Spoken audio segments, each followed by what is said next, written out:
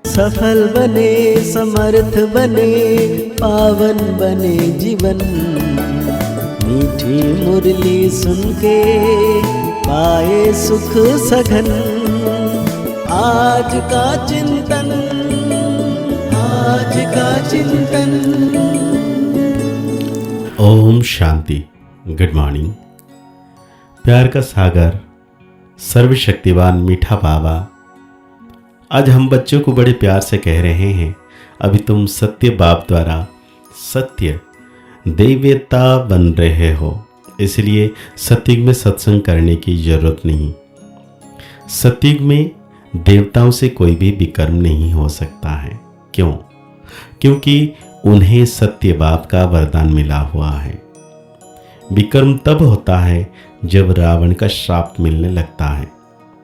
सत्युग त्रेता में ही सदगति, उस समय दुर्गति का नाम नहीं। विकार ही नहीं जो विकर्म हो। द्वापर कलयुग में सबकी दुर्गति हो जाती है, इसीलिए विकर्म होते रहते हैं। यह भी समझने की बातें हैं। बाबा कहते हैं, मीठे मीठे रूहानी बच्चों प्रति बाप बैठ समझाते हैं। ये सुप्रीम बाप भी है, सुप्रीम टीचर भी है। तो सुप्रीम बाप टीचर को बड़े प्यार से याद करना है। बाप की ऐसी महिमा बताने से ऑटोमेटिकली सिद्ध हो जाता है कि श्री कृष्ण किसी का बाप नहीं हो सकता। वो तो छोटा बच्चा, सत्युग का प्रिंस, वो टीचर भी नहीं हो सकता। खुद ही बैठकर टीचर से पढ़ते हैं। गुरु तो वहाँ होता नहीं, क्योंकि वहाँ सब सदगति में है। आधा कल्प है सदगति, आधा कल्प है दुर्गति। तो वहाँ है सदगति, इसीलिए ज्ञान की वहाँ दरकार नहीं रहती। नाम भी नहीं है, क्योंकि ज्ञान से 21 जन्म के लिए सदगति मिलती है। फिर द्वापर से कलयुग अंत तक है दुर्गति। तो श्री कृष्ण फिर द्वापर में कैसे आ सकता है? वो भी किसी को ध्यान में नहीं आता है। एक एक बात में बहुत ही गुह्य राज भरा हुआ है, जो समझना बहुत ज़रूरी है। वो सुप्रीम बाप सुप्रीम टीचर हैं। अंग्रेजी में सुप्रीम ही कहा जाता है।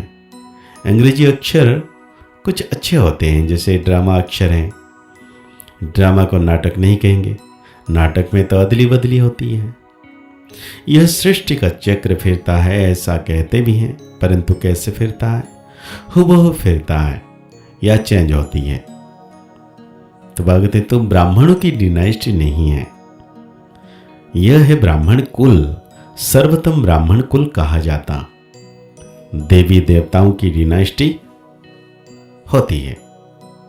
बाबा कहते हैं, यह तो समझना बहुत सहज है। सूक्ष्म वतन में फरिश्ते रहते हैं, वहां हड्डी मांस होता नहीं। देवताओं को तो हड्डी मांस है ना। ब्रह्मा स्व विष्णु, विष्णु स्व ब्रह्मा।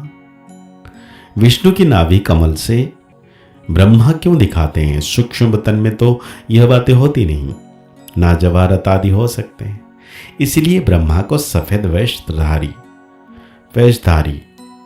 वस्त्रधारी ब्राह्मण दिखाया है। ब्रह्मा साधारण मनुष्य बहुत जन्मों के अंत में गरीब हुआ ना, इस समय हैं ही खादी के कपड़े। वह बेचारे समझते नहीं सूक्ष्म शरीर क्या होता है। तुमको बाप समझाते हैं, वहां हैं ही फरिश्ते जिनके हड्डी मांस होता नहीं।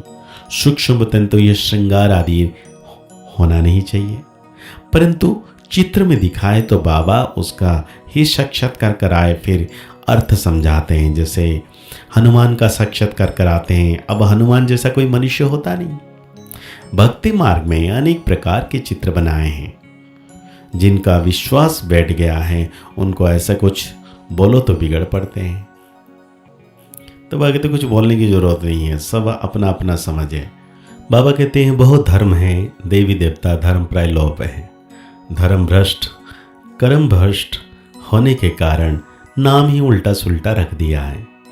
जो देवता धर्म के हैं, उन्हों को फिर क्या कहते हैं कि उनकी सैपलिंग लगती है।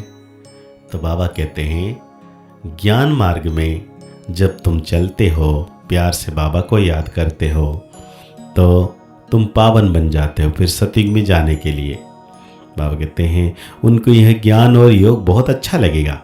इससे सिद्ध होता है कि यह अपने धर्म का है, इससे बड़ी विशाल बुद्धि चाहिए समझने और समझाने की। धारणा करनी है, किताब पढ़कर नहीं सुनानी है।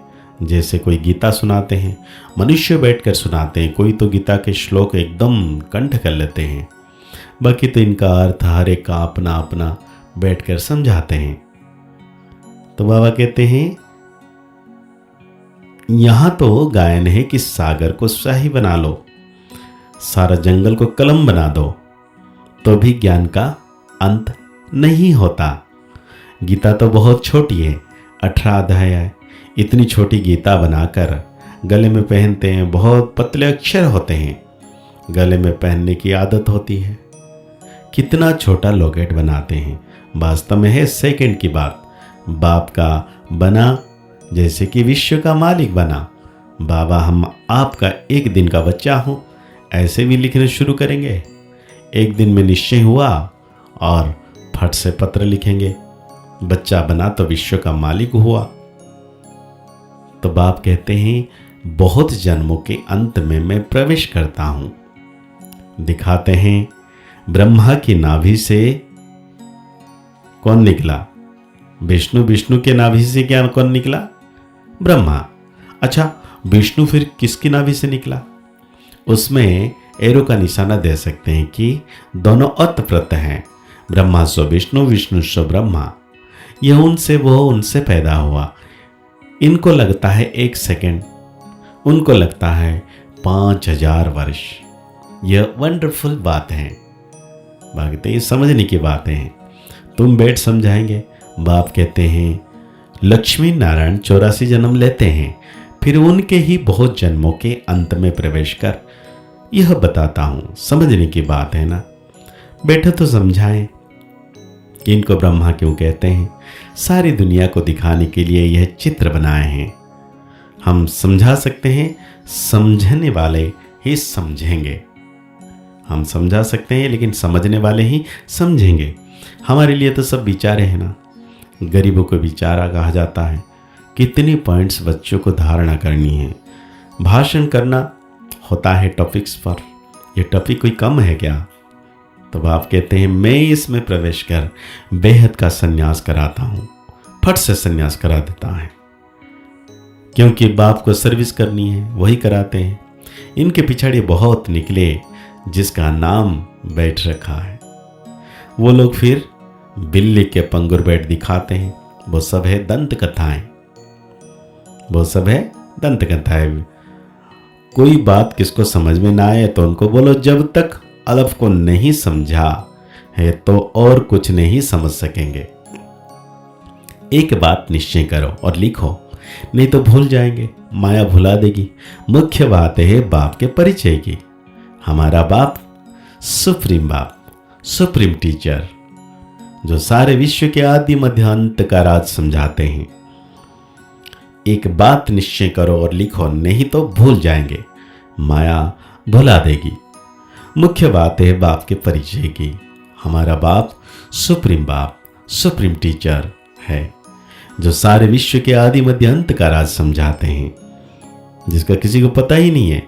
इस समझाने में टाइम चाहिए। जब तक बाप को नहीं समझाए तब तक प्रश्न उठते ही जाएंगे। अल्प नहीं समझाए तो बे को कुछ नहीं समझेंगे, मुफ्त संशय उठाते रहेंगे। ऐसे क्यों? शास्त्र में तो ऐसे कहते हैं, इसलिए पहले सबको बाप का परिचय दो। तो आज बाबा धारणा के लिए हम बच्चों को कह रहे हैं, कर्म कर्म और विकर्म की गुह्य गति को बुद्धि में रख अब कोई विकर्म नहीं करने हैं। ज्ञान और योग की धारणा करके दूसरों को सुनाना है। सत्य बात की सत्य नॉलेज देकर मनुष्य को देवता बनाने की सेवा करनी है। विकारों के दलदल से सबको निकालना है। तो आज बाबा वरदान दे रहे हैं, अलौकिक नशे की अनुभूति द्वारा निश्चय का प्रमाण देने वाले सदा विजय भव। बाबा कहते हैं अलौकिक रूहानी नशा निश्चय का दर्पण है। निश्चय का प्रमाण है नशा, और नशे का प्रमाण है खुशी।